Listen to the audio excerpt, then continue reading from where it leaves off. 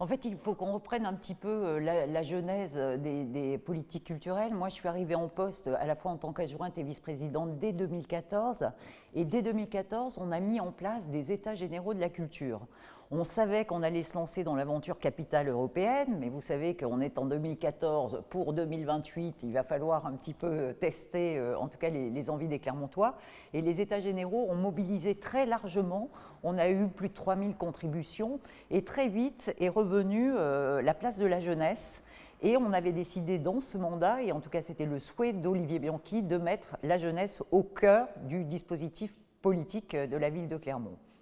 Donc s'en sont suivis tout un tas de dispositifs, les parcours culturels qui n'étaient pas les moindres puisqu'on travaillait sur le temps scolaire avec l'éducation nationale.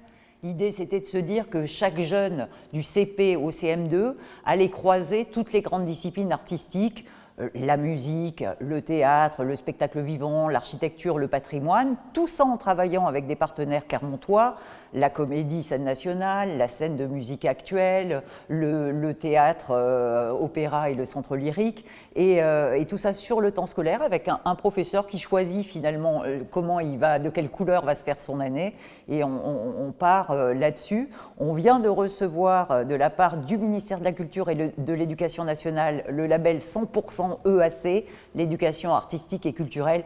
C'est vraiment, j'allais dire, le cœur de notre idée, construire un parcours tout au long de la vie et évidemment apportant du jeune public pour aller jusqu'au public adulte et amateur.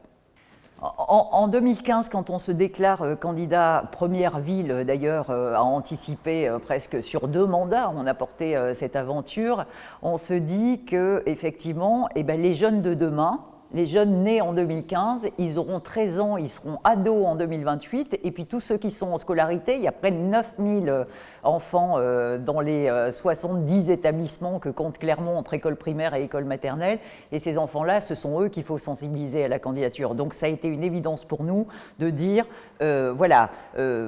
bâtissons nos politiques publiques solides sur la jeunesse et sur la toute petite enfance.